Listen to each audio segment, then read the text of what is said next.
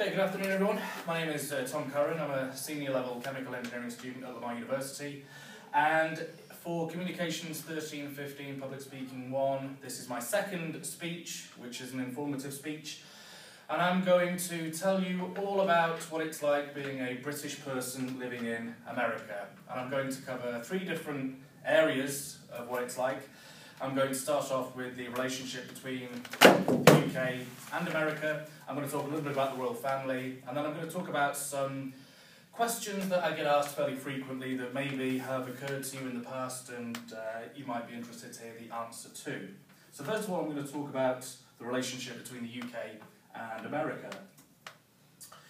According to the 2009 American Community Survey, it's estimated that 13% of people in America consider themselves to have English heritage specifically. However, it's thought that this is probably somewhat of an undercount because the English were amongst the very first European settlers to come to North America.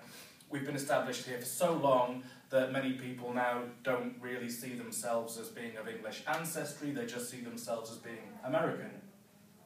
Many of the founding fathers were of English ancestry, and a term that I've often heard in political life, in my lifetime anyway, is the special relationship that exists between the UK and America, particularly on a political basis. And I'm thinking about people like Ronald Reagan and Margaret Thatcher in the 1980s, and then Tony Blair and George W. Bush slightly later on after that. So next I'm going to talk about a question that I get asked very frequently about the royal family.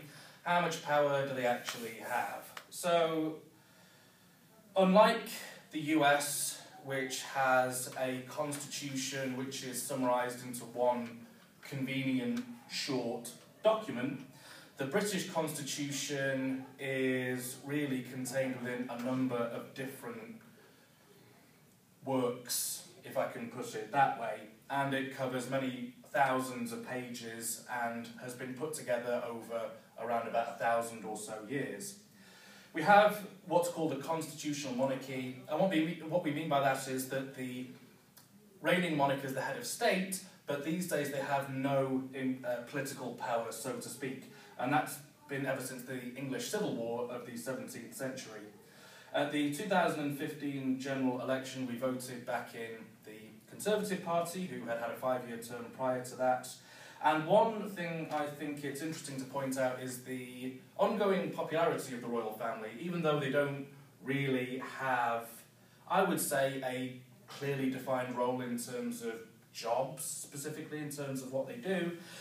Certainly the younger generation seems to be fairly popular. I'm thinking of the likes of Prince Harry, Prince William, Kate, the babies, that kind of thing. So next I'm going to talk about keep calm and carry on, which is a catchphrase that seems to have really sort of captured the public's imagination. This came from World War II, and originally it was produced as one of 3 different motivational posters.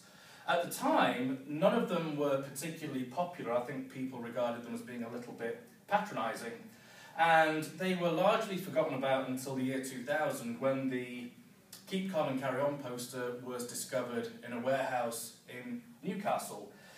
Copyrights expire after a certain amount of time, which is now why it's in the public domain and why it's been changed and altered and so on and so forth. I actually prefer the other 2 myself. In particular, Freedom is in peril, defend it with all your might, but I guess Keep Calm and Carry On was shorter, snappier, and that seems to have been more popular. And finally, I'm going to talk about a question which I get asked frequently, and I think it's something really that a lot of British people may not know the answer to, which is, what is the difference between England, Great Britain and the United Kingdom? So Britain is this landmass here which incorporates England, Wales and Scotland. The UK is all of that plus Northern Ireland, which is here. Southern Ireland is its own country. And over here we've got France, which is represented by the European flag. The reason that Great Britain is so named is to distinguish it from the area of northern France called Brittany. which was known as Little Britain, and still is. So we were known as Great Britain. Nothing to do with us being great, even though I like to think, of course, we are.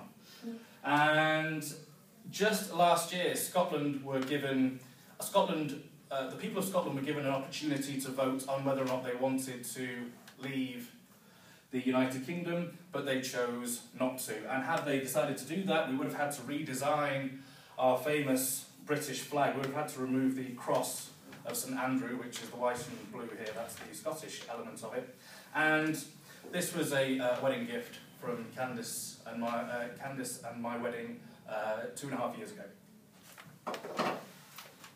And I don't think we've got time for any questions, so I'll say thank you and good night.